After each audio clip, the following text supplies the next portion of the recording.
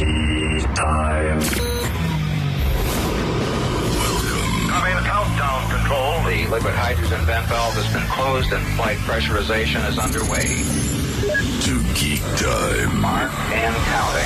If you know how to give the Vulcan hand sign, if you've never kissed a girl or tasted wine, if you write all your papers in Linux, then you know it's Geek Time. If you still live with your parents and you're 38 years old, you got a pocket protector and you blog about having a cold. It's Geek Time. Can't wait to get an iPad. It's Geek Time. You're like Ogle and Superbad. It's Geek Time. You got a coffee mug warmer and an Iron Man mask. It's Geek Time. You dress up and go to Comic-Con. It's Geek Time. You know all the lines from Wrath of Khan. It's Geek Time. You like asteroids and shiny droids and iPhones. It's Geek Time. Time to get a life. It's Geek Time. You will never get a wife. It's Geek Time. The next generation. Technical difficulties. Please stand by. Welcome to Geek Time, the next generation. Hosted by Chris Bors. Don't cross the stream. Make it so. And Tim Warner. Never tell me the odds. Bringing you all things geek-worthy from the world of pop culture. Get to the chopper!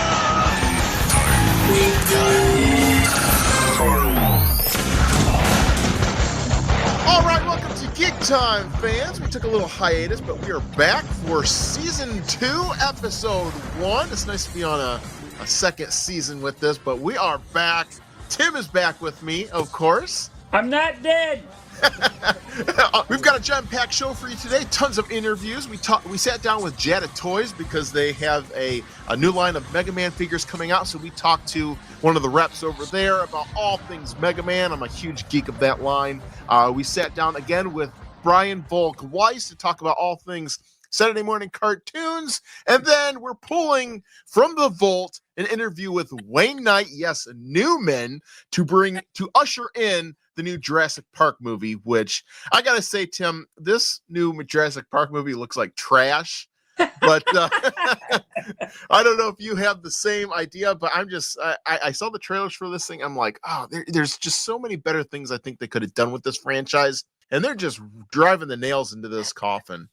What are they gonna do? Okay, so like I'll be frank with you. Jurassic Park, the original Jurassic Park, is one of my favorite movies growing up. It's probably my favorite movie of the '90s, hands down. I actually like The Lost World 2, hated Jurassic Park 3, but not to get too far into it. The Jurassic World franchise has been kind of like just spinning its wheels the whole time. I mean, the first one was a good idea because it gave us what we never saw. The park actually opened. That was the most exciting thing about Jurassic World. But when they got to the sequels and we were freaking selling dinosaurs on an underground mansion black market, we tried to bring back both Jeff Goldblum, Sam Neill, and Laura Dern just for nostalgia reasons and try to shoehorn them into this franchise. It just didn't work for me. Like, God, was that movie a train wreck or what? To be honest, you could just feel I've heard of people use the term flop sweat. You could just feel the flop sweat of it, but they were trying so hard to be like, you remember this stuff? Come on, connect with it, you know? I tell you, that last movie, I tried to watch it. I heard it was so bad I didn't see it at the theater, but I watched it on streaming or whatever, and I fast forward through most of it because I just couldn't get into the movie. Like the Sam, what's his name? Sam Neill story. It's Alan Grant. That to me should have been the A story, but they shoved it to like a B story, and it wasn't even that good. Like the A story was horrible. I couldn't follow it. It just was very choppy. And the other problem too was that the second movie of that, the very end, there was an image of Blue, the raptor, and he's like doing the growl or whatever over what looked like a city, and I'm like, oh my god, the dinosaurs are loose on Earth. This is gonna be interesting. And then you go to the third movie, and we've already passed that. That's all aftermath at this point. They don't even like go into the cool part of that movie. say what you will about Back to the Future 2, but imagine if Back to the Future 2 ended with Marty and Jennifer and Doc all coming back going, wow, the future was cool. That was an awesome adventure. You would just be like throwing your popcorn at the screen going, that's a ripoff, man. What's that line from what's Misery? Yes. Like, it was a cheat or whatever. Like, Oh yeah, we need more of those producers getting miseried. Yes, Teach them a lesson. Hobble their feet, man. Absolutely, dude. But yeah, the storylines, there's just so many good storylines out there that they could come up with. And like you'll hear in the Wayne Knight interview, he brings up something from the very first movie that he thought they would make a sequel out of with the shaving cream can. Yeah, that was supposed to be a plot point in the second movie, and for whatever reason, Spielberg didn't go with it. I mean, he set it up. You see the can, and then all of a sudden the mud covers it. It was clear as day they were going to do something with it, and they never did. That should have been one of the main themes in a follow-up. Yeah, and Wayne Knight covers that, so I can't wait to. I like The Lost World for what it is, but yeah, there was a better movie they could have done. So now we have The Black Widow, so there you go. Oh, well, yeah, okay, whatever. I mean, hey, you know what? I like Scarlett Johansson. I don't think she's going to say this one. All right, so let's get into our Geeking Out, Freaking Out segment here. Geeking out or freaking out. This is why we can't take all this time off, because I thought that was our Geeking Out, Freaking Out segment. Yeah, we took a long time off, so there's so many things I thought I could probably geek out on, but I've seen so many good movies over the summer. I saw How to Train Your Dragon. That was excellent. Lilo and Stitch I thought was great. Really? But recently I went to see Karate Kid, the new Karate Kid movie, and I really liked it. So that's the one movie I'm geeking out on, and it was a fantastic movie. Now, what I loved about this is that it took a little of the new Jackie Chan, combined it with the old with Ralph Macchio. Like, it was just a great movie that harkened back to the 80s. It was a great story. It's one of those stories where you kind of just slip into it. Some movies I've seen, it's just very hard to get into the storyline. But from the first scene, it's just a great story, lots of martial arts, lots of action. In fact, there's a love interest in this movie that kind of looks like Phoebe Cates, which is an 1980s actress from Fast Times at Ridgemont High. Like, she just had that look to her. And I don't know if that was intentional or not, but we also get Joshua Jackson. He was also in it. He popped up. I was like, whoa, I didn't know he was in this. And he was a great character as well. So yeah, it was a great movie. If you want a good flick, excellent to check out, because there is, and I don't want to spoil it for anybody, but at the very end of this movie, stick around. There is something that happens where I'm like, it's just such a nod to old school fans and even Cobra Kai fans, if I dare say that as well. So there is a scene at the end that you have to see, but it's an all around good movie. Nice. Well, I'm the opposite. I haven't watched a lot of movies. In fact, movies I was planning on seeing. We've switched roles here. I'm usually the one that hasn't seen anything. Right. And so, to be honest, I haven't seen a movie in theaters since the last time we talked, which was Captain America. Captain America, yep. I missed the Thunderbolts, and I wanted to see it. A friend of mine went and saw it. He actually said he liked it. But I will say this, my freaking out, I can't believe I'm going to say this, but my freaking out is the upcoming Superman movie. I am really jazzed for it. And it does help that I did what I said I was going to do for all the listeners here that actually, follow back to what I said earlier this year. Oh, yeah, a few episodes ago. I did what I said I was going to do. I watched the original Superman movies, the original old one with Christopher Reeves as Superman, and I had some different views from what they were from back when I watched them when I was a kid. I still love Superman 2. I even watched the Richard Donner cut of that. The one that's on, I think it's on Amazon Prime. Oh, you went all out. Dude, I watched Supergirl. Now, I should have been paid to watch Supergirl. Oh, man. Dude, Supergirl might be the worst. I think it's worse than Catwoman with Halle Berry. I mean, but you know what? I finally watched Superman 3. I'd never seen the whole thing. It's not a Superman movie. It's a Richard Pryor movie. Yes. And I went back and watched Superman 4. When I was a kid. I loved Nuclear Man when I was a kid because at least he fought somebody. The effects are terrible, but I think that movie is a guilty pleasure, hilarious riot. That's the Superman movie you want to put on if you just want to have a laugh. Well, we have a Geek Time exclusive on that front. A Geek Time exclusive. We're doing a Superman special coming up, and I actually sat down with the actor of Nuclear Man, and we get into Superman 4. So he's coming on the show. Yes. Oh man, that will be awesome, dude. Because we talked about Christopher Reeve and his time on the film. So it's pretty interesting. You'll enjoy that one. I did not go back and watch the Snyderverse Superman stuff, but dude, this new Superman movie, I'm really excited about. I am too. I'm stoked. I hope they don't like try to make it too much of a teen movie, and I think I've said that before on this, but the stuff I've seen with Superman, even some of like the TV clips of like him facing Lex Luthor, dude, it looks good. I'm like, I am ready for this. Like, Luthor doesn't seem like a punk kid like they played him in the Snyderverse. He seems like a threat, a menacing threat. When it comes to Superman, I agree. The trailers look amazing, but there's a nervousness about it because there's some trailers that I've seen. I'm like, I don't know if I like that aspect of it, of them bringing Green Lantern and Mr. Terrific. And I've seen reports too that make me nervous as well. Like, they're going in this direction. And the one scene that really won me over, though, there was a trailer out there where Lois is interviewing Clark in an interesting fashion.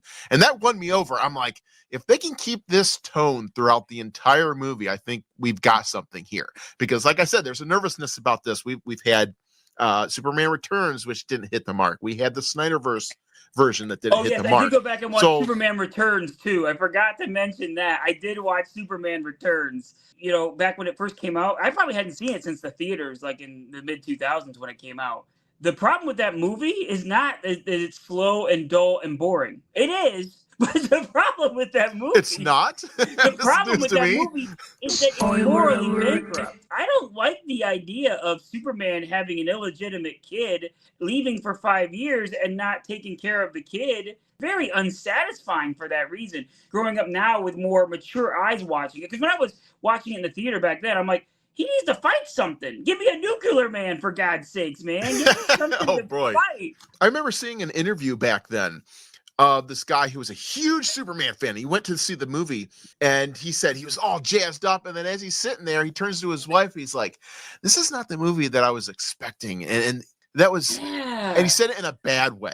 And I had the same reaction. I'm like, this is not what I wanted. And since then I feel like we've never got the version of Superman that we should expect. Like, I think the Lois and Clark, the TV series was a closer version of what we needed. Yeah. Even though that TV series is the reason why you get the death of Superman in the comics. I don't know if you knew this or not, but the problem was at the time, Superman and Lois were not married in the TV show. So they were like, okay, well, we need to not do that because you will push it back until we do that in the TV show. So the writers were so mad, and apparently there was one of the writers that always, every time they came to like one of these forks in the road, he would always go, let's just kill him.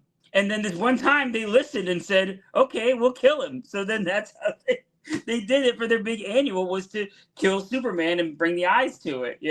I just think that's funny that the Lois and Clark show actually was kind of indirectly responsible for the death of Superman. All right, so let's switch gears here to Fantastic Four, because this is something I want to talk about next. Okay. What are you thinking about this? I am loving all the trailers that I'm seeing. It looks damn good. And after getting movies like Thunderbolts and Captain America, which didn't hit that mark, I'm ready for this one. It looks super cool. I love the zaniness of it. It looks, that's the thing. I want a Fantastic Four movie that's going to be fun. Like, I love the comics. I love the cartoon back then. I just feel like the Fox version, their version, just didn't hit that mark. But this looks like the perfect incarnation. I mean, you have the Thing with the Jack Kirby eyebrow. Yeah. Like, it's just such an homage. I really like this movie. In fact, I'm jonesing to see this movie. It just seems so good from the trailers that I've seen. I like the robot thing. I like how they're doing the family aspect, where Sue Storm looks to be pregnant. She has a baby at one point. Like, this is what the comic was all about, the family aspect. And each trailer, I don't know how they're doing this, but each trailer looks so different from the next. Yeah. That I'm like, is this the same movie? They're so different from each other. Now, have you warmed up to female Silver Surfer yet or not? I'm going with it. I am.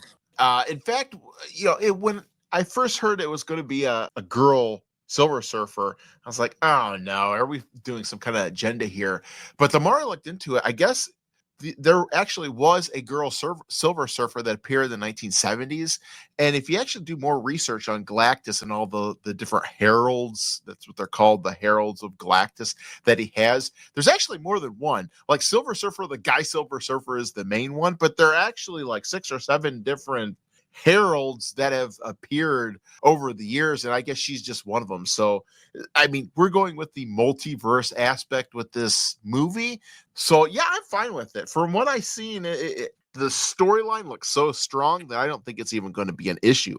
Yeah, it's kind of like the same way I feel with Crypto in the Superman movie. I feel like same thing. I feel like I kind of like it now that for the Crypto thing, and kind of with the female Silver Surfer, I've warmed to it also. I never really had a problem with it. As long as it makes sense and it's not pushing your face like an agenda type thing, I'm down with it. So right, but don't you with this movie? Don't you get the feeling like this? The future of this movie, like the success of this movie, kind of hinges on the success of the entire MCU at this point. Kinda, yeah. So I'm telling you, I this movie I think will be a success. I'm really hoping it will be, because finally Marvel Studios actually has the rights to a pretty important set of characters from their gallery of characters, and they might not have been like your family, your group, but they were so important to the Marvel universe that you knew who they were, even if you only read Spider-Man, if you only read X-Men. You knew who the Fantastic Four were because they were so prominent in there. So you have to have that family aspect too, because if you don't get that down. I see what you're saying when you say that it's important for the MCU for them to get this right, and I think they will. Right. Well, I guess what I'm getting at is I see the state of Marvel right now. It's kind of like history repeating itself, because back in the day, if you remember, when Hulk and Iron Man came out, like Hulk did very bad and Iron Man did really good. So all the success of Avengers was hinging on Thor being good and Captain America being good. I feel like we're in the same place as we were back then. It's like if Fantastic Four does not hit that mark, like that just hits the success of the next Avengers film. Well, here's what it would have been if Thor or Captain America wouldn't have been good movies. Then you would have had a Captain Marvel situation. Because if you remember, when Captain Marvel came out, she came out in the beginning of 2019, right before Avengers Endgame, which is going to be later that summer. I believe, personally, they minimized Captain Marvel's role in Endgame last minute because that people were not happy with her in the movies. And Brie Larson. Oh, that's interesting. I wonder if that's true. Brie Larson didn't do herself no favors. I mean, what does she do in that movie? She's a plot point to save Tony Stark, and then she comes back and almost beats Thanos, but doesn't do it.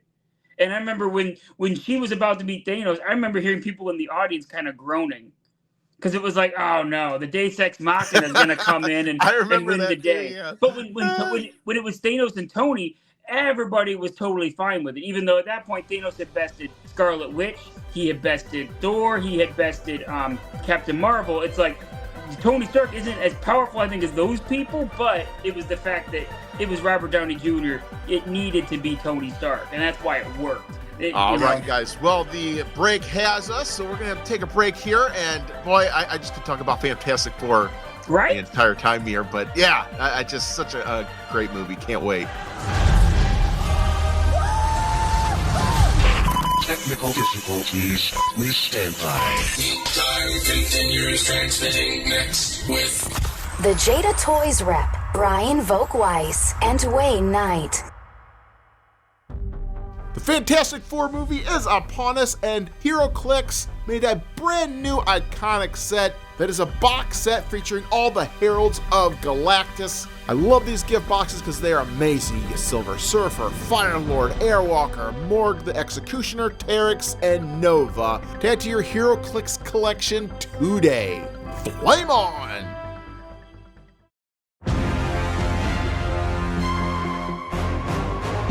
This is Loki, and you're listening to Geek Time. All right, welcome back to Geek Time, folks. Season 2, Episode 1. we're fresh on a new season, which is great because I feel like we're entering the next chapter of this series. So yeah, I got to sit down with Jada Toys. And Tim, do you collect any toys now, or is it just Magic the Gathering with you? Pretty much, it's exclusive Magic the Gathering. So. Fair enough. So yeah, I love the Mega Man line that they're doing. So yeah, let's sit down with Jada Toys and talk about all things Mega Man. And now, Geek Time brings you Jada Toys.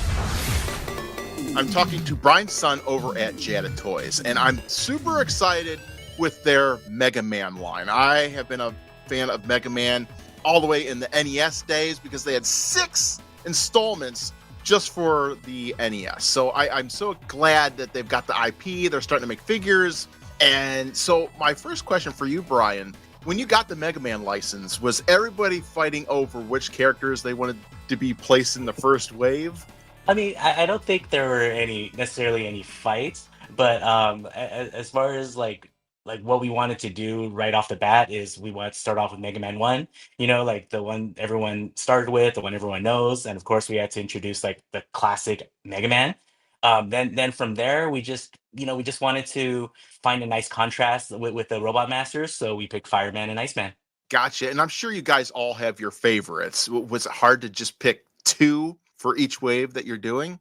Yeah, because like all the Robot Masters are just so cool. They have like really cool designs and So personalities. iconic too. Yeah. Oh yeah, for sure. Like I actually didn't play the classic Mega Man games till I was a little bit older, so I didn't grow up with it. But just even as an adult looking at them, it's like the designs are just so cool. Like for that time, it's awesome. And then we had to look at like what realistically what we can accomplish. We hadn't at the time we weren't sure if we wanted to do any of the big characters yet, so we kind of stick with like the smaller scale characters.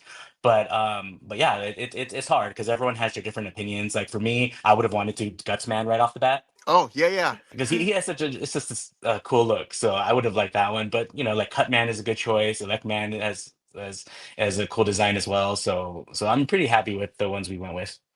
Well, it's interesting that you mentioned Gutsman because I know he's like, if we're talking about scale, like Gutsman is just a little bit bigger than the other characters. Do you guys think about that at all? Like, how are we going to implement somebody this big into a line that's maybe like with the other masters? Oh, definitely. Because like one of the things we want to keep consistent is scaling.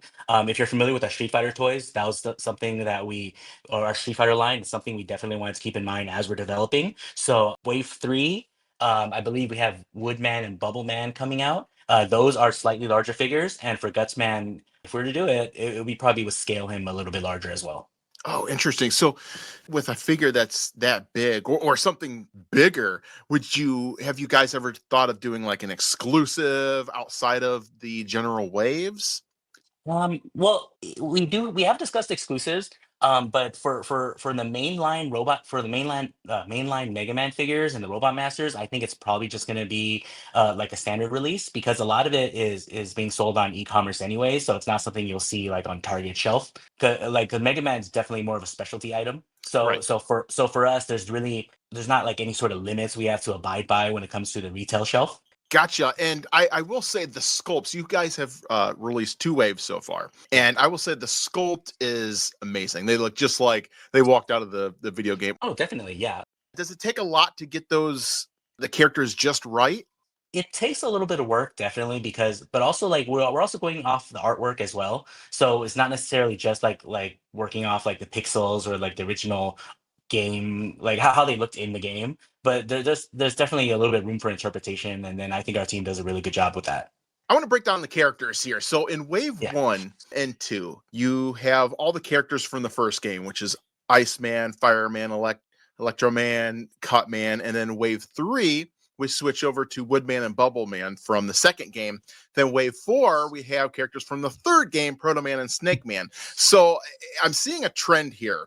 Will wave 5 cover the fourth game, or are you going to go back and cover some characters that you skipped over, or can you even talk about what's coming?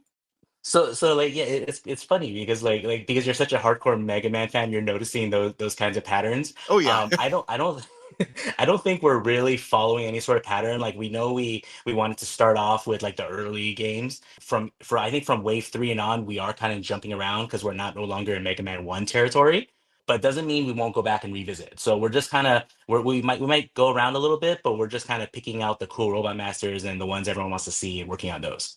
Do you guys look at the artwork and be like, "Oh, this would be good. That would be interesting"? Because I know Pharaoh Man, he has a really interesting look that I think would be nice to put in an action figure. I think that's a discussion our product development team definitely does have when they're looking at it, because you have to look at it like, oh, how can it be executed? Like, is it going to work as a toy? And, like, yes, no, those kinds of they have to figure that out when they're in the planning process. Yeah. Gotcha. And I know with the like some of the past lines that you've done, like with the breakfast mascots and things like that, I noticed the joints were kind of loose. And I was kind of worried when you got the Mega Man line that the same problem would persist over in this line. But when I got the figures, I was genuinely surprised and happy that you fixed that problem. Like the joints are very tight, they don't fall down. So was that a concern too? Oh, definitely. I think especially when the breakfast mascots were one of the earliest figures we had, along with Universal Monsters, and we're also, as we go, we're learning new things, and we're changing how we design the figures. Like for example, Sagat in our Street Fighter line, he has toe hinges. So certain things like that we're taking from what we see and what's working, what's not working, and then we're changing it as we go. Gotcha. So is completing the bosses from the first game like your top priority, because you've already released all of them except for two, Gutsman and Bomb Man? All I can say is stay tuned. Very diplomatic answer, Yeah. of course. So it sounds like you guys want to stick with the Robot Masters first. Have you guys discussed on other characters? Because you have bosses, you have allies, you have the doctors, and you even have like just a bunch of regular enemies that are kind of in the background that could be part of this line. Have you discussed all that? Oh, definitely, yeah. Right now we are just focusing on Mega Man variants and Robot Masters, but nothing is off the table when it comes to these other characters. Gotcha. And I know that, and talking about characters as big as like the Yellow Demon which is like 5 times the size of Mega Man. Would something like that be off the table, or would you look at an exclusive for that, or what's the deal? I think something like that would probably have to be some sort of exclusive, considering how large of a character he is. But also, we want to be realistic in terms of like the characters we choose and the scaling. But yeah, something like Yellow Demon wouldn't I wouldn't rule it out, but at the same time, it's kind of like we just have to be realistic about it. How is public perception for this? Is it selling well? Because I would love to see play sets in the future. It's possible. Like I said, nothing's really off the table, but it's really just a matter of like where the line goes right now. But right now, we're just focusing on figures. And I guess you could pose the same question to the Street Fighter stuff, because you have so many Street Fighter characters that you could pretty much do a playset with that, and I'm sure it would sell. Oh yeah, we the one that I hear all the time is like, because Jada's known for being a die-cast car company. They want to see like a car that the characters can beat up. Oh, yeah, yeah, You know, to we beat it we up. yeah, it's like a car that breaks apart. And we you can see my background. We have cars all over the place. Like something like that would be, yeah. We would like to explore at some point, but right now our goal is just finishing those lines. Oh, amazing. So I've noticed the time in releasing Series 1 from Series 2 been a very long wait. Is Yeah. there a specific reason for that? Was the tooling issues or anything that was delaying that? Honestly, not that I've heard of any specific issues. But we are expecting Wave 3 later this year. So I would just say for fans, just stay tuned. Sign up for our newsletter on jadanextlevel.com, and they can be updated whenever we put out pre-orders. Oh, perfect. Yeah, that was my next question. So I can't wait to see the third set drop, because you guys keep teasing me in all these toy fairs and stuff, and I'm like, Mhm.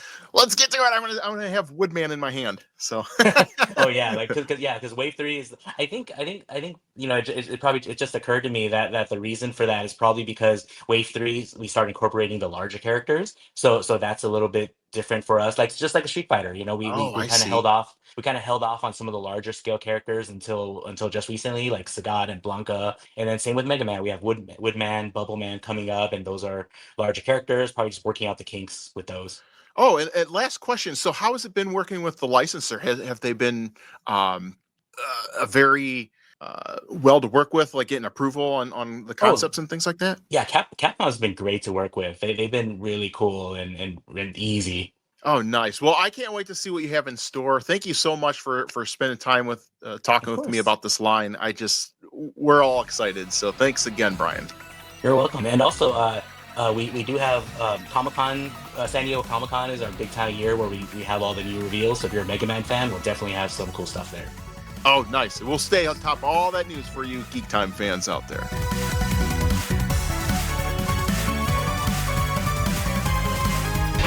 Technical difficulties. Please stand by. Geek Time continues transmitting next with Brian Volk-Weiss. Attention, Simpsons fans! Kid Robot is back with another Treehouse of Horror blind box set, and this is Treehouse of Horror 2, which extends tons of characters from the franchise into their own vinyl figures. Get crazy figures like Raven Bart, Jack in the Box Homer, Werewolf Flanders, and they even have a crazy figure that reflects a scene where Mr. Burns' head is attached to Homer's body. I kid you not. So check out Kid Robot's newest line, Treehouse of Horror The Simpsons Series 2.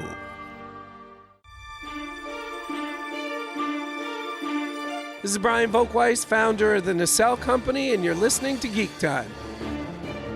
All right, guys, welcome back to Geek Time, Season 2, Episode 1, and we're jam-packed with a bunch of interviews, and now we're sitting down with friend of the show, Brian Volk-Weiss. He was in the Season 1, sitting down with us, talking about his new toy line and things like that. So this time we're going to be talking about a new cartoon that he's doing. And Tim, do you watch cartoons still, I hope? Actually, I did watch some of the X-Men 97. So I was liking it. I didn't get to finish the whole thing for it at the time. Yeah, me neither. Yeah, dude, I love the X-Men's my jam. So that was like my cartoon. You know what? I actually been nostalgic, especially I've been doing this DC thing lately. Kind of nostalgic to go back and watch the old Batman animated series, man. I know. I did that like 2 years ago. Oh, it was so fun. It still holds up, right? Tell me it still holds up. Maybe not all the episodes, but a lot of the ones that you remember, like the I Almost Got Him one, that's just still holds up. Every great show always has a couple of like episodes. I mean, still. Yeah. But, yeah. But there are more episodes that hold up than not. So it's a good trip. I mean, I remember ones on the top of my head, too, that I remember liking. The one thing that tripped me up, though, is I remember coming home from school every day and watching episodes. It seemed like there were so many episodes. But when you go back, I think there's only like 60, 70 some. And I'm like, that's all they made? Like, I remember airing 5 days a week. It just trips you up. I had the same theory or thing about, like, the real Ghostbusters was another one, too, where I apparently, like, there were episodes I remember not seeing. And then there was, like, a thing where some went to, like, syndication somewhere, like, so they had like 2 real Ghostbusters shows airing at like the same time with different animators and stuff. There's like a whole thing behind the scenes about that. Yeah, this must be somewhat kind of like weird Mandela effect happening with our shows. Maybe it might be, yeah. Because I'm with you. Like I was like, oh man, it aired Monday through Friday every week. Like it has to be like a bajillion episodes. Yeah, I don't remember seeing this many repeats. What the heck? Right. But all right, let's get to Brian Volk-Weiss. Geek Time proudly brings you the man behind the shows, toys that made us, movies that made us, icons unearthed, and about 1 billion other awesome geeky documentaries we just can't get enough of. He also has a knack for bringing old toy franchises back from the dead. Brian Volk-Weiss. We have Brian Volk-Weiss returning to Geek Time. Always a pleasure to talk to you, Brian. How are you doing? I am good, and I never take a second invitation for granted. So thank you for having me back. Oh, that's good. It's nice to have friends of the show finally. I'm a friend of the show. I like this. So yeah, you're back. You've got some major announcements that you're putting out there. One being that, well, let's start at the beginning. So at Toy Fair, you showed off you had toys for RoboForce, and now you have a cartoon coming out. So tell us a little about that. So we about 3 very long years ago, we were lucky enough to be able to buy the RoboForce trademark. And we immediately put toys into development and then production. So the first toy that we ever made in our history was Wave 1 of RoboForce, which was Max 89 and Wrecker, two of the heroes from RoboForce. And they sold, which look amazing, by the way. Thank you. So they sold pretty well. And like I said, it was our first toy. So we were like, all right, well, what is the next thing we should do? And I was like, well, I remember this like G.I. Joe Transformers thing, this crazy thing Hasbro did where they made cartoons to support the toys. So I was like, let's make a cartoon. We decided to do it. So we hired a person who had designed toys before. Then we found a factory that had made toys before. And hey, all of a sudden we were a toy maker. That's what we did. We started interviewing studios, animation houses, and we found one that we loved, Cartoon Conrad up in Canada. They wrote some scripts. Holy cow. And 6 episodes drop on Tubi for free. I always have to say that per the contract whenever I say the word Tubi. I'm joking.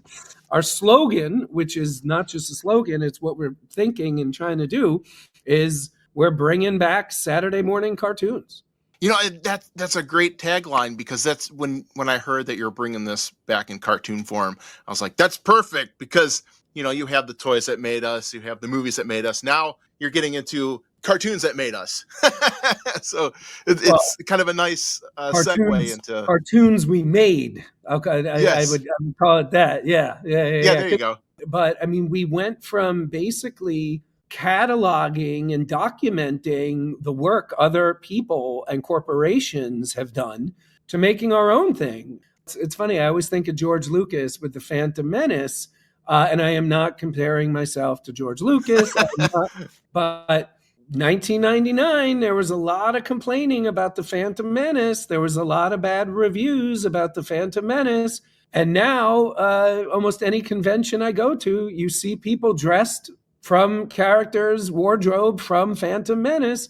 You see tattoos of Jar Jar Binks, let alone Darth Maul. So what I keep saying is, like, no matter what happens next week or next, the rest of the month or whatever, we will see with a million different ways how people feel about what we're doing. Yeah, that's a good point with Phantom Menace, because it was so hated for a while, but now like the new generation that's starting to come of age, they're like, oh yeah, I actually like that. And it's like, what in the world did you come from? By the way, I'll take it a step further. I was filming in a tattoo parlor last year. And I was, we were filming there, and it had nothing to do with the tattoo parlor. The people we were interviewing wanted to do the interview there. And then at some point, somehow Star Wars came up. And I go, who is the most popular character that you get asked to draw? You want to hear what the answer was? This was last year. Probably Darth Maul? No. Kylo Ren. Oh, interesting. And I don't know about you. I love the first J.J. Abrams movie. I love Force Awakens. Yeah, same here. I thought the next one was an F-, and the next one, same here. The next one was an F. Oh, you fit right in with the Geek Time crew. We have the same thing, because Rian Johnson came in. We feel like he just ruined the franchise. He definitely ruined what JJ started. But my point is, I wouldn't get a Kylo Ren tattoo. That's crazy. My point. Like, we will know. Like, we'll see. I don't know if you know this or not, but one of the things we're doing with this whole Nacelleverse thing is we're combining all the properties that we've been acquiring. So in RoboForce, it's all of our IPs except Barnyard Commandos. So Biker Mice from Mars have their first new animated scene in over 20 years, 19 years. Garloo is a huge part of it. And, we have biker mice in production right now. So, and I don't just mean the toys, I mean the cartoon. So the plan is every year we're going to put out another season of the Nacelleverse. So season 1 is RoboForce, season 2 is Biker Mice, season 3 is Sectars. But they're all of those plot lines are started in RoboForce. Well, I'm glad I have a little while with you because you've hit so many topics that I'm just like, I want to zero in on that. And you hit the Saturday morning cartoon aspect, which I'm just all about. I have some of the voice actors on the show from time to time, and including a couple that were on the original RoboForce. Had Neil Ross on, who did one of the characters. We have one coming up with Michael Bell, who is just amazing to talk to. But what I'm getting at is I just love how you're starting to combine all these properties, and people don't realize, like, Hanna-Barbera was, like, I think one of the first ones to do that, because I remember when they came out with the Christmas episode where he had Yogi and Huckleberry Hound, and they were just Augie Doggy, they're all together. I'm like, it just blew my mind, like, wait a minute, what's going on here? Like, Avengers had nothing on Hanna-Barbera back then. Like, it was just, and then they had Laugh Olympics, they're just bringing them all together, and it seems like you're trying to get that same kind of gravitas to what you're doing. Yeah, no, I mean, that's exactly what we're doing. The only slight caveat is Hanna-Barbera created all that stuff. First of all, we didn't create any of it. Second of all, if you start with the oldest property we acquired, which is Garloo from 1961, to the newest property we acquired, which is Biker Mice from Mars, maybe Barnyard Commandos is a year older. That's 50 years almost. No, I'm horrible at math. 30 years. We're taking characters that were never even contemplated interacting with each other. And like, we literally have scenes where Hundred from RoboForce is interacting with a Sectarian from Sectars who's interacting with the 3 biker mice. But yes, so that's a great comp.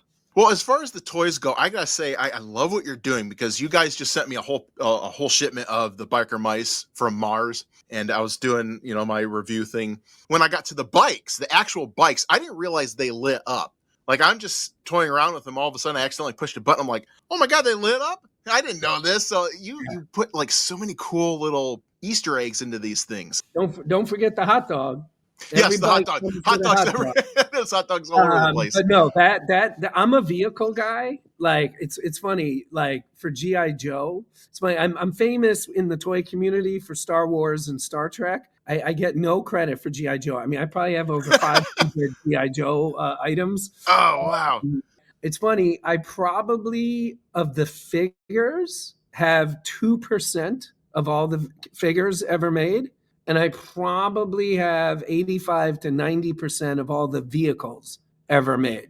I'm a huge vehicle guy. So you probably have that big aircraft carrier that they made? I got the flag. Biggest toy ever put into production, 11 and a half feet. I absolutely have one. Oh, that's amazing. I'm only missing 2 parts. There's like railings on that ship that are just the railing is $300. So, jeez, how much is that thing complete now? Because I remember back in the day, it was like $500. Oh, dude, no, dude, it wasn't. You know how much it was? This will blow your mind. What's that? $111. But that was retail. I'm talking like when I last looked, I think it was like 2004. I think it was up 500. I'm sure it doubled, tripled since then. Yeah, you should have bought it in 2004 because Now I got one that was it was about 95% complete about 4 years ago, and I paid $6,000. It included crap. It included the box. I told you I spent $6,000. What I bought, easily worth $10,000 now, easily. But I will say, as far as the quality of toy that you're making, like you guys have pretty much just started, but I would consider you up there with like NECA toys, and because it's just so well made. First of all, that's as big a compliment as you could give us, so thank you. Absolutely. I love NECA, and I have been consuming their products for over 2 decades because of companies like NECA and McFarlane and $7 or Super 7 and all these companies. There's a lot of people out there who are very talented, very experienced. We hired a designer who had worked with some of the best companies out there, freelance. And then we found the same factory and that we did the same things. And, our Star Trek toys, we hired the designer who had worked on RoboForce and Power Lords. And he, luckily for us, is a big Trekkie. And he can do in his house with a computer and a 3D printer and a paintbrush what would have required probably a 20-person department 20 years ago, 30 years ago. So yeah, and I'm glad you brought up the Star Trek line, because you just announced the Series 2. Yes. And I love what you're doing, because with the first one, I love the George Takei from episode 6. Oh my. And it just looks incredible. But with the new characters that you brought out, you're going for the Star Trek 7, the Generations, where you have the Kirk, the holodeck Worf and Geordi. I'm like, wow, I didn't realize you would go down that route. And I'm just like, man, if you make a Merry Man Worf from the show, that would be just the icing on the cake. I protest. I am not a merry man. That's a great line.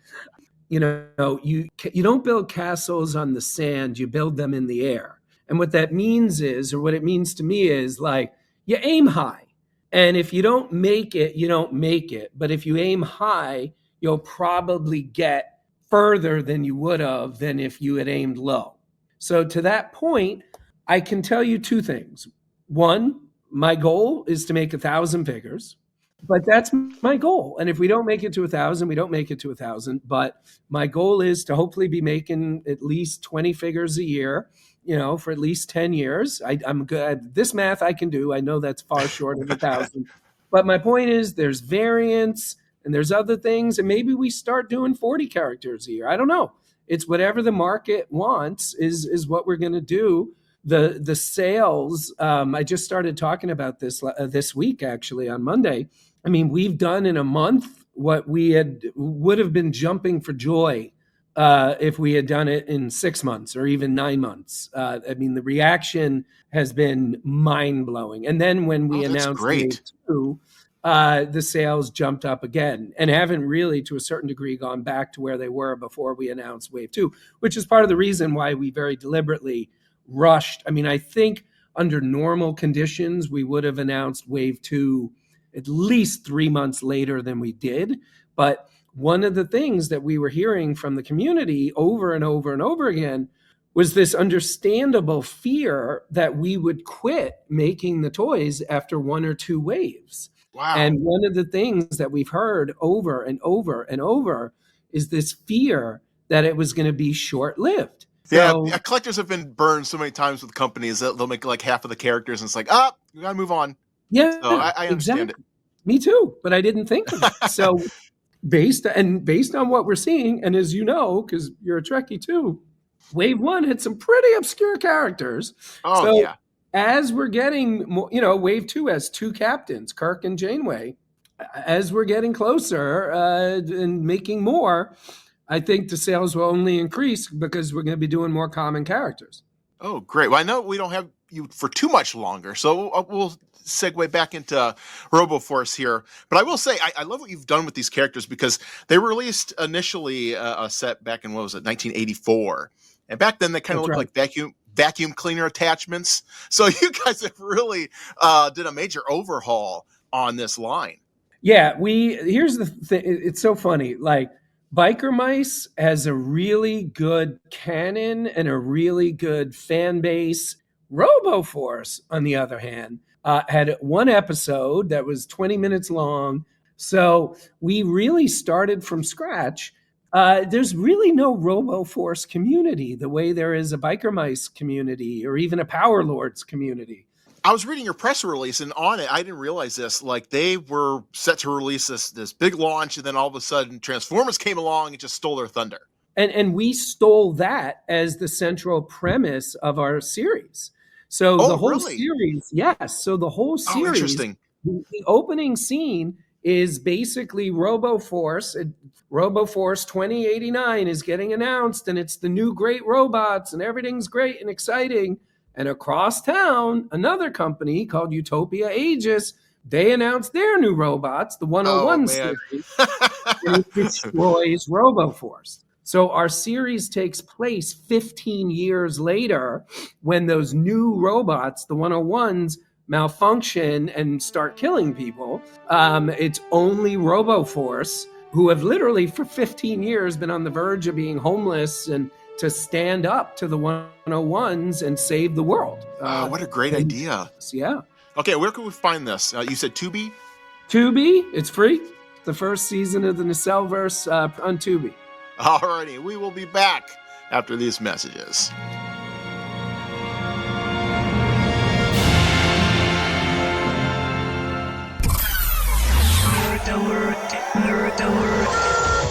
Warning, Geek Time will return after these messages.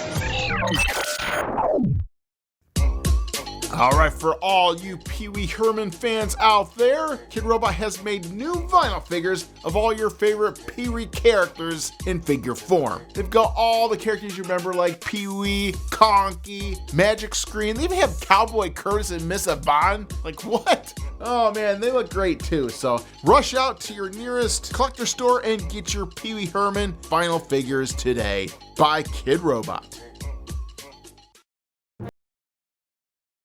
I'm now instructed to say that this is Wayne Knight, and you're listening to Geek Time.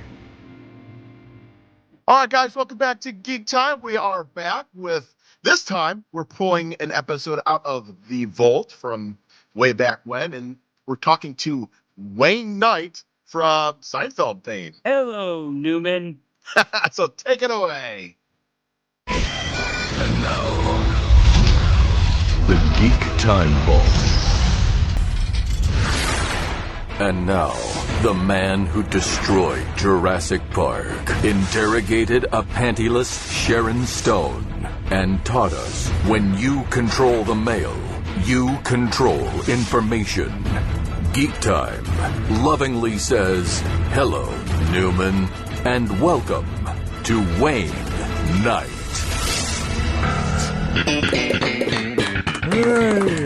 We've heard that music before. Yes, we have. Hello, Wayne Knight. Why, God bless you all. I'm sorry, I just have to say it.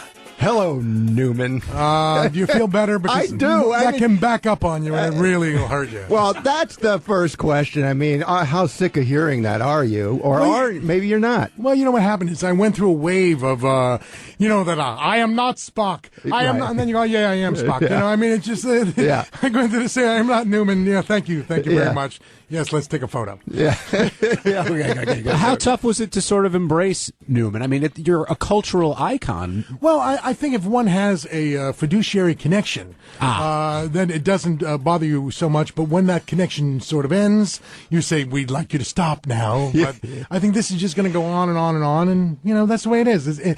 Being associated with something really cool, there's nothing wrong with that. Yeah, I mean, and it's, this is Geek Time, and you can geek out on anything. And I certainly geek out on Seinfeld. I mean, seen every episode over and over and over again. And it's such a brilliant show, and you're such a great part of it. I mean, it is a type of show you can watch over and over again. Right. And you might be digging Elaine one, season more than the other, you or somebody, and it's great on that level. Well, I think the reason why is because, Seinfeld captured something that other shows don't capture, which is the opposite of Anne Frank. That people aren't basically good at heart; they're basically lousy.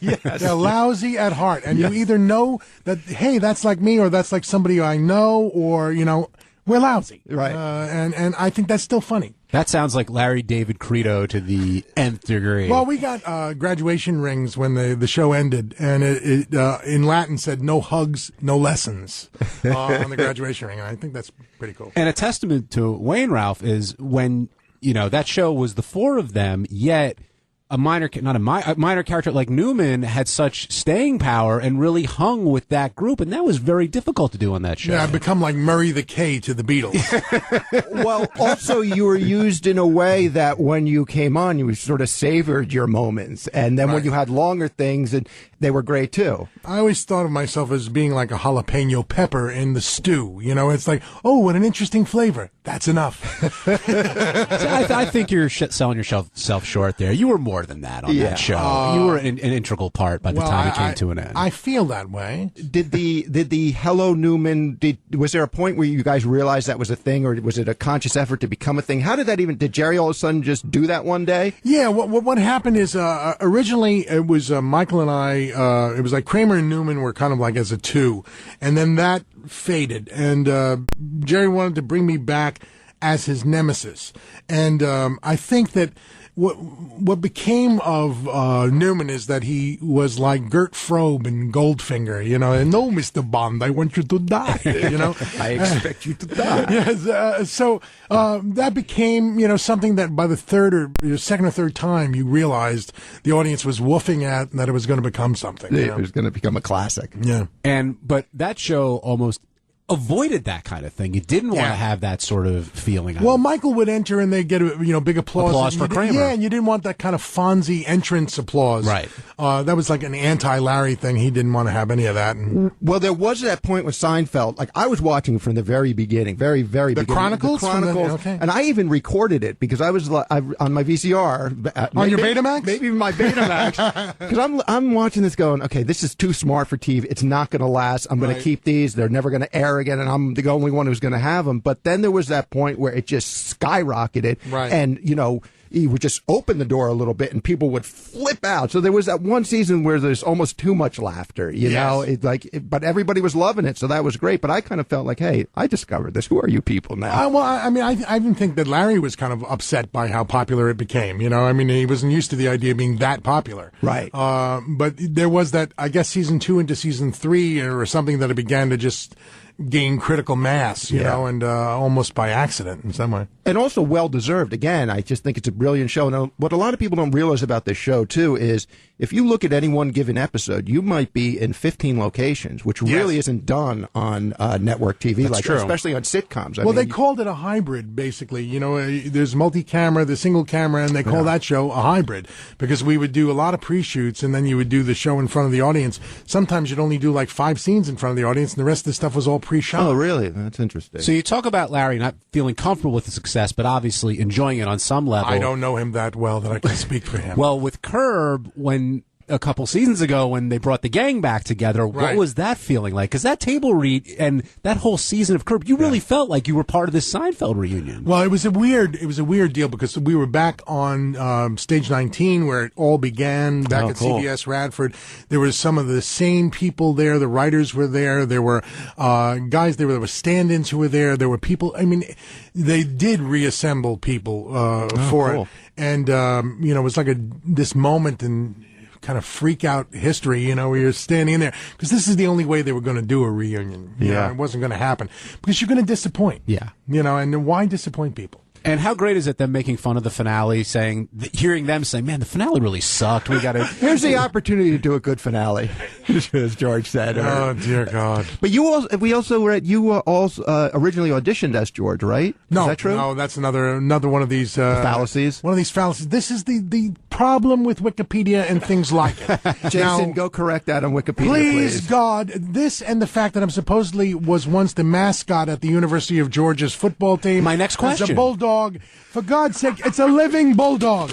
A living bulldog. You were not Ugga. You were not Ugga. I was not Ugga. 4-3-17. No. Thank you. You were in The Punisher, though, and I think that's an underrated comic book movie. I love that movie. I thought it was right out of the comic books, and it was really a lot of fun. It was hardcore. It was, yeah. I mean, there's a lot of good spatter in that movie, I'll tell you. Yeah. I mean, but of all the films you've done and all like these iconic roles we're talking about, is there one that's sort of your favorite, the one that you hang your hat on, or you just enjoy doing? Look, I mean, I go by the experience more so than the result. I mean, Jurassic was great result, but the experience was brutal. I weighed 75 more pounds. I'm soaking wet. I'm falling down hills. Oh, it was fantastic. They're shooting me in the face with a rifle filled with dyed black KY jelly, and people go, was that a great memory? A great memory? And they go, no, it's not a great memory. One of the worst days of my life. But the times when I had really good times, did you see that movie? No. So, who cares? Who cares? We care. We're geeky. Yeah, and speaking of Jurassic Park, that is one of my favorite movies ever, and I watch it over and over. And again, it's the same in Seinfeld. When you're on, you light up the screen. Oh. No, your moments are great. Even that little moment with the guy who's bringing the shaving can of shaving cream, which I have a prop replica of, and I just remembered I should have brought it. It looks and it's made of metal, and it looks exactly like what drove me nuts about that, how much product placement did Barbasol make to have that can in the movie? Then the can goes rolling down the thing at the end. End of the can. So what happened to the eggs? Well, that's what I thought was going to be the sequel. Was that they're going to dig up that can at some point? Yes. No. I don't know how that didn't happen. Well, we should be doing that. I don't know. Let's call Steven. Michael Crichton is dead. It can't be done. But you got that role was so great. You got so excited there when the shaving cream comes out of the can. I actually those little things are fun. I have a geek moment for you that would be interesting. When I was doing that movie, I had a conversation with Michael Crichton about the internet. And I said, what do you think about the internet, disseminating information to the public in a way that has never been before? This is 92. And he said, bad idea. I said, what? Why is it a bad idea? He said, because in order for genius to happen, you have to be able to sit on a porch and ruminate. Einstein was able to get away from it. And that the web is about consensus and about people coming to a place of agreement. And boiling things down too sometimes, right. and people reacting to it now, especially in movies and things like that, and casting, and this person's going to be cast as that, and people start freaking out. It's like just let the movie come out, let it happen. Yeah, you have advanced dislike. And when did your voice work start? Because you've done a ton of voice work over the years. I guess it was like Hercules, or I'd started doing stuff, and one thing led to another. It was. A lot of Disney films, and then Tarzan, and then Toy Story 2. And my wife is in animation. She's an editor at DreamWorks for Kung Fu Panda. And then I went and did a role on Kung Fu Panda. And I think that when, character actors are fallow, they seem to do a lot more voice work. Have you noticed? I don't know. No, I didn't pick up on that. But do you prefer, is there any preference to being in that world where it's just you and the mic, or would you rather be interacting with the cast, with being weird. A stage guy? When you do the strip shows, or, the Saturday morning kind of animated shows, or some shows like King of the Hill, my friend Stephen Root did, they're in a room together, and they're doing it together, and you have byplay like you do here. When you're doing a feature, you're usually in one. You're alone. I did Tarzan with Rosie O'Donnell. We were supposed to be sidekicks. Never met her the entire time. We did it, met her at the premiere. She says, pretend you're my best friend. I'm like, that's weird. It is weird. Yeah. But the job of editing is melding those performances so that they sound like you're playing off the person, which is amazing to me. Do you consider yourself a geek at all? Is there things you geek out on? Is there like what? Well, no, I'm a gadget geek. I bought my first Mac in '84. Oh, good. I had a fat Mac with the writing on the inside. You are an early adopter. I'm an early adopter. Yeah. Did you have a Plus? No, I didn't go there because, look, I was an actor. I had absolutely no need to even have a computer. Other people, I had a friend when I was in college, he goes, look at this. Portable computer. I said, what? You're kidding me. It was an Osborne 1, it weighed like 50 pounds or something like that, You needed a dolly to move it around. Had a screen like an oscilloscope, with green phosphor and stuff. And I'm thinking, geez, that is really ridiculous. I'd love one. Yeah. Where do I get it? That's great. When it comes to your acting, do you look for sort of geeky roles, or is that... I think it's easy for people to see me as obsessive because, either being overweight or just having character traits that you think, well, this guy, Nedry 2 begins a process where there are guys who are obsessed with things, and then playing Newman, who's an obsessive guy that then becomes a legacy. You know, I mean, I don't know whether I naturally have it or I play it. I don't know. Newman, you wouldn't eat broccoli if it's deep fried. Vile weed. Vile? Vile weed. And you know what kills me is I became, as I'm about to die, I became vegetarian. And I'm thinking I would love to open a string of vegetarian restaurants called Vile Weed. I think that would be fantastic. In the 90s, I mean, NBC was your home between Third Rock and Seinfeld. I actually did a couple of other shows that nobody knows about. One called The Second Half, and another one called Against the Grain. And one time I was doing 3 shows at one time on NBC. Wow. Is there a difference these days? Because NBC isn't exactly a great network anymore. Glowing these days. Well, NBC has difficulties in maintaining. Well, one of the things is if you start a product and you go, no, they don't like it, get it out, get me another product, they hate that one, get it out. You know, it's like, hey, relax. Let something play for a while and see what happens. I mean, the good thing about TV Land is they don't have a lot of product, so they let it air out and see if, you know. Well, yeah, I mean, but it is, I mean, everybody's so quick these days because there's so many choices. I mean, right. Even then 10 years ago, you have so many. I mean, most of the cable stations were just... Seinfeld would not have made it. No, it wouldn't have made it out of the first season. The reason why... I was right. Well, the reason why is because Rick Ludwin was the executive in charge of NBC from the late night division who was in charge of Seinfeld, and they were kind of keeping Jerry in a holding pattern over here, and they let it run. They let it play. And by letting it play, it germinated, and it found its voice, and it became fantastic, you know? And the testing scores for Seinfeld when it started were lousy. Yeah. So, I mean, I don't think you could do that today. It's amazing because it literally would have lasted a season and been off and replaced by some crappy reality show. You make a great point because it's sad. You couldn't have Seinfeld now, and it does have things have to develop. You look at a show like Community or other shows that just get off the schedule for a while. And as an actor, that's going to drive you nuts. Well, when I was on Third Rock from the Sun, they began moving us around. You know, like the show was doing well, and then they started moving us. Like you're on Sunday, you're on Wednesday, you're on Tuesday, now on Monday, and then on Tuesday. You know, this week on Monday, next week on Thursday. You know, it's like it's over. Because the audience does not follow you. Unless they could put a barcode on it, you could go dunk, and then it would go wherever it is. You know? Especially back then when, you know, people weren't, T-Roll wasn't so popular, wasn't so easy to maybe get it off iTunes or here and there. You know. But I like those days. I like the simple days when you sit down and you watch a TV show when it's on. But, you know, most of the people who did that are now dead. Because my parents, you know, would sit there, it's on Channel 5, let's keep it there. You know, it's like, oh, Christ, I want to see something on 7. Geek-wise, what's your favorite geeky movie? Oh, geez. Thor, I was surprised. I worked with Ken Branagh. I had no idea that I would even like Thor. I'm not a geek who liked Thor. I mean, Asgard, who gives a crap? Exactly. Let's face it. Right. I mean, you're not flying, you're not doing shit, you're talking Shakespearean. I'm not into it. I liked it. I was surprised. I was kind of shocked because Asgard could look really goofy with all that stuff and the helmets. But that's also like, you know, the Fortress of Solitude could really look like a disco, or it could be really a wonderful ice place. Right. Before we let you go, quick question. What is your favorite Seinfeld episode starring yourself, and what is just your favorite Seinfeld episode? My favorite starring myself is probably The Bottle Deposit. I figured it. I wasn't around vacation or something. But you know, there's the trial scene, you know, the trade of the motorcycle helmet for the radar detector, and I wind up going to court. That courtroom scene was one of my favorite moments of high dudgeon on Seinfeld. Yes, I remember that. It was right up there with an Odd Couple courtroom scene. Some of those classics.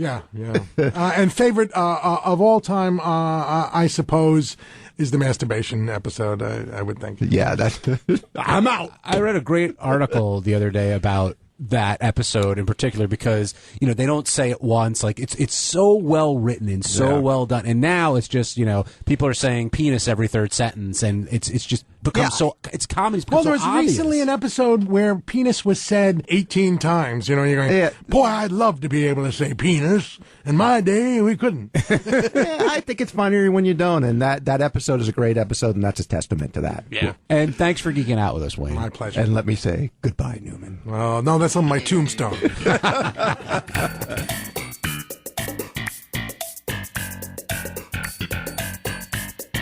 Coming soon on Geek Time. Superman's Nuclear Man and voice actor Michael Bell. If you're looking for the latest and greatest in tabletop miniatures, well, you better check out WizKids. They just sent me their newest offerings from their Star Trek line. This set is amazing. It's called Star Trek Into the Unknown, and they've got ships from both the Federation and Dominion War, which spans Deep Space Nine, Star Trek The Next Generation, and those were some of my favorite series growing up. Wow, I'm looking at the Enterprise right now, Enterprise D. They've painted all the little windows, the decals, it's just amazing. They also have a big set which contains Jem'Hadar's battle cruisers and fighters and Constellation class warships on the Federation side. Just an amazing set. You can pick this up now wherever you can find tabletop items for sale. You know, those hobby shops and things like that. You won't find them at Targets.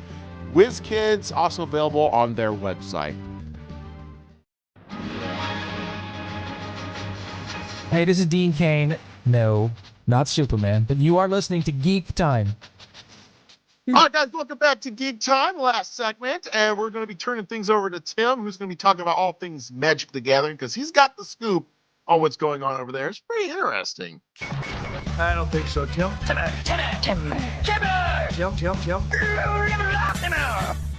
Tim time here, and tabletop time. A little thing happened with the Magic the Gathering since we've been gone. A little set called Final Fantasy, which is officially the biggest Magic the Gathering set of all time. I've played some. That's amazing, by the way. I can't believe it's taken off. I've seen so many people post online like, "Hey, I got a Vivi, or I got a Tifa, or Cloud, Tifa, whatever Sephiroth, and then there's special versions of them that are super chase. There's also only 77 of these super rare traveling chocobos that you can get. So people are hunting for chocobos. Yeah, I see people just dropping huge amounts of money on this thing. I'm like, holy crap. I saw this meme. It was funny. It was a guy surprising his wife and covering her eyes, and then opens up and goes, "Honey, I know we were saving for a house, but look," and the bed is covered with all Final Fantasy Magic the Gathering product. So I take it it's bigger than the Thanos-like thing they were doing a couple of years ago? Oh God, yes. I mean, so this year has been pretty crazy because just before this we had Dragons of Tarkir, which was a regular normal Magic set, but it was a huge seller as well. I mean, people love their dragons. Seriously, like people buying $100 packs, dropping thousands and thousands of dollars. I have friends of mine that will buy expensive packs and boxes of expensive packs, and I'm like, how are you guys doing this? Like, Hey, Moose, Rocco, help the judge find his checkbook, will you? People are dropping some major amounts of money on this thing. Yeah, I'm blown away. The cards are expensive because of it, especially the super rare, ultra rare versions of it. You know, I knew Final Fantasy was big. I didn't realize it was this big, but I think there's a couple factors with this. If you look at the Venn diagram of Magic the Gathering players and Final Fantasy players, you know, you could be into. Well, it does have that anime flavor, and they've got a huge fan base. I think they're kind of interconnected. Is anime. They do a lot of anime sets and they do a lot of anime stuff, but I really think it's gamers be gaming. And you got to remember too, the whole anime thing. They've got Pokemon, they've got Yu-Gi-Oh, they've got there's just so many things that can cross-pollinate with the Final Fantasy thing. And you can watch online people going to Costco and killing each over Pokemon cards, and it's a common thing. The funny thing is that there's not many people play Pokemon the game. They just collect the cards. Now all of a sudden you're getting characters from pop culture that are going into Magic, and people want those to collect. They want those to have. And then they've also had people who want to actually play with them and so on. But the collecting part of it is something that Magic's only scratched the surface of. So I'm looking at some sales figures here, and it's kind of interesting because it says they took 2 years ago. It took Magic the Gathering 2 years to make $200 million. And with this set, they've made that money in just a few days. Yes. Now, wrap your head around that. That is just insane. Here's something to wrap your head around, too. This set was not even out yet, and it was already proclaimed the biggest selling set of all time, just off of the pre-orders. Yeah, I'm seeing the pre-orders is what really pushed it over. The pre-orders alone is what made this set bigger. And, of course, they did special art versions, and they had them limited time on the Secret Lair website, and it crashed the website. I actually struggled getting them this time, but I had a couple friends of mine that were also in the queues. Oh yeah, wasn't that you're freaking out a couple episodes ago? The Secret Lair. I think so. Well, there was the SpongeBob one. I can't remember if we talked about that, but I was able to get a hold of the SpongeBob one. I was able to get a hold of some of this stuff from my friends, but luckily I had a friend of mine who was able to get all of them for me. But all right, so predictions. When are we getting a Final Fantasy 2? Good question, because they could do it in theory. I mean, Final Fantasy, because the games are set up that correct. way too. I think what they're going to try to do is I think they're going to just try to find the next Final Fantasy. And case in point, they just announced a Sonic Secret Lair is coming. That's going to be big. So many Sonic fans, but probably as big as Final the difference Fantasy. of a Secret Lair versus an entire set like Lord of the Rings or Final Fantasy is that those are everywhere, whereas the Secret Lairs are a one-time kind of thing. They've done tons of things that are Secret Lairs. So the Sonic one will probably sell out. Deadpool they're testing the waters for a wider release. Yeah, and so like that's gonna be something that's gonna happen. But to have a set that's gonna be as big as Final Fantasy, I don't know if there's one on the horizon because major wow factor. I'm really excited for the Spider-Man set coming out. I've got decks ready. They are just going crazy with the IPs. But the problem is that I think that the Spider-Man one is not going to be as big as Final Fantasy. I think it's going to be huge. Don't get me wrong. But I don't think it's going to be as big as Final Fantasy because I heard people coming out of the woodworks returning to Magic for the Final Fantasy set. At the end of the year... I will say, like, the people that I see posting all these pictures, dropping so much money, they are anime fans, like true hardcore anime fans. So that's is the hitting fan base a for market this one. that's not Magic the Gathering players. This is hitting people that are anime lovers, that they are cosplayers, they're collectors of of toys. They're the ones that'll go up and buy $200 for a Sephiroth statue. And then, I don't know. I think Sonic could do it because Sonic's got Sonic's that not going to be fan a set, base. though. Sonic is only a Secret Lair drop. Well, for now, I think maybe down the road. Maybe, but they have yet to return to an IP that they went to yet, and they have ones that are super easy. Somebody you have to pay. Good point. To get the IPs for Lord of the Rings, you have to pay to get the IPs of Final Fantasy. You don't have to pay for anything that's with Hasbro because Hasbro already owns it.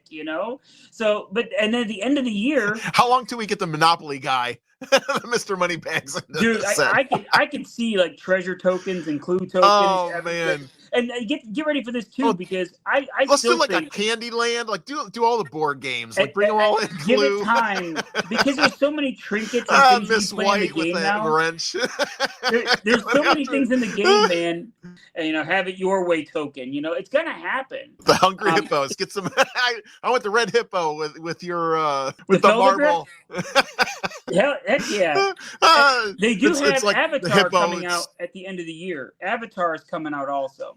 The hippo just swallowed my Garuk. What are you doing here? This is nonsensical stuff that's happening. It's like you're not progressing the game at all. Well, I'm liking the board game idea. If we get a chance to get a weapon that you could put ants in somebody's pants, I think we got something there. Well, they already did Clue. To be fair, they already did a Clue set. Did they do a Clue?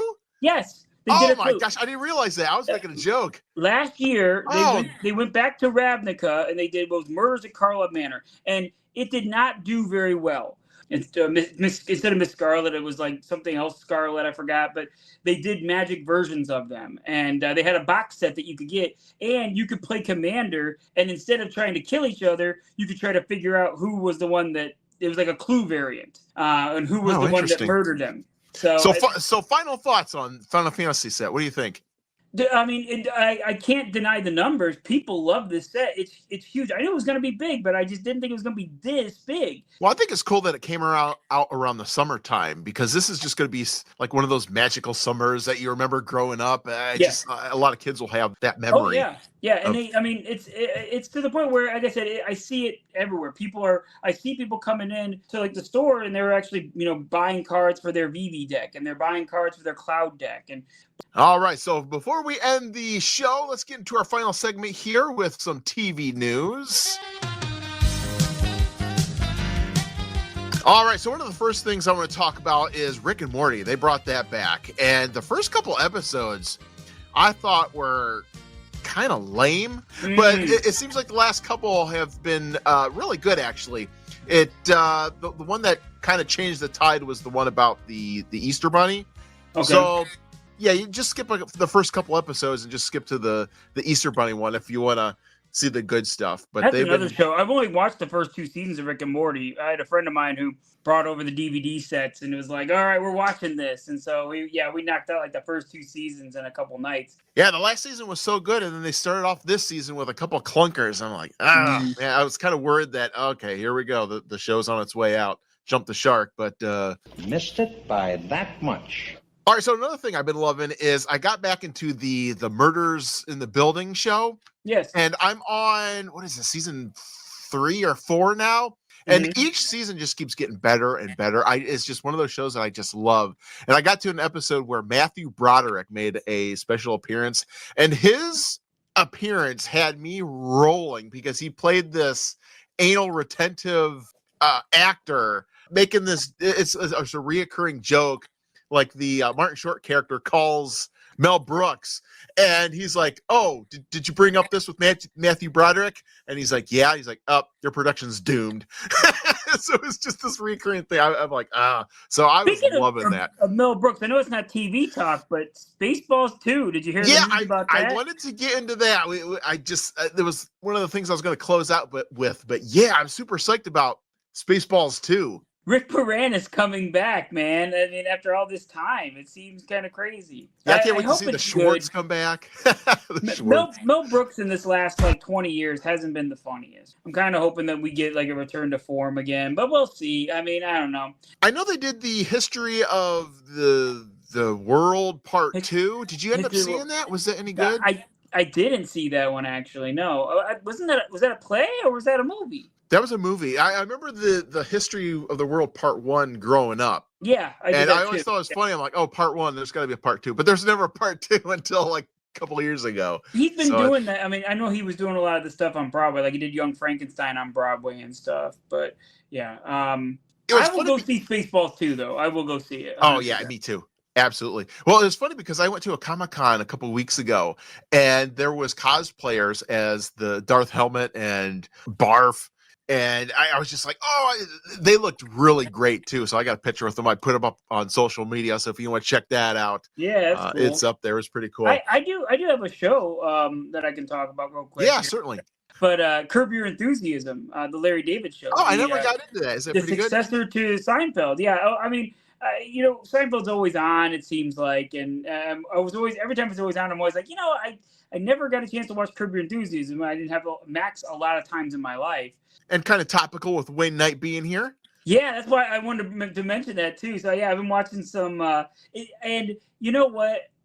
I feel like Curb Your Enthusiasm. If you watch Seinfeld ever and you couldn't, George irked you to the point where you wanted to strangle somebody, don't watch Curb Your Enthusiasm because it is like it is Seinfeld with very George heavy. It is it's like a lot of the neuroticisms that George had, but I'm enjoying it. I'm having a good time. It's bringing me nostalgia of Seinfeld. So oh, good. Yeah, I got to get into that one of these days. This is one of those shows where I haven't sat down and actually started watching it. Like I said, prepare to put your George pants on because George is getting angry. George is getting angry. You're killing independent George. All right. So one of the last things I want to talk about is I have a love for Dragon Ball Z, and they brought back a new Dragon Ball show called Dragon Ball Daima. I think that's how you say it. I'm probably butchering that, but I am loving it. I did not like the last one where it was like a whole multiverse thing going on, but this one takes place right after Dragon Ball Z left off, and they all get turned into kids. Because I'm like, what do you do with this franchise after the Majin Buu saga? But they really figured it out. So with this installment, so I'm excited. Wait a minute here, Chris. We got breaking news just came through right here. Magic the Gathering is crossing over with Dragon Ball Z right now. We got a special Vegeta card. I think that's how you say that name. No, God, please, no. So is that true or is that a no? joke? I'm messing. Oh my God! Oh my. This is a poor cinematic universe moment. All right. I wouldn't put it past them. It's gonna happen. Give it time, man. Give it time. Eventually, everything will, man. It'd be another anime crossover. That'd be big with the fans, I'm sure. It'd be really weird if they do a Seinfeld crossover. That's the really weird one. No soup for you. To be fair, Wayne Knight is technically on a card. Wayne Knight is actually on. They did a Jurassic Park crossover. Jurassic Park, yeah, okay. And he was on the spinning Dilophosaurus card. No cards for you. No cards for you. Yeah, and right there, the Dilophosaurus is looking at him going, "Hello, Newman." All right, with that, we're going to end Geek Time. So thanks for coming back. We are hitting our stride with the second season, I believe. And next time, we're going to be coming back with a Superman theme special. So you don't want to miss that. So make sure you come back. Same Geek Time, same Geek Channel.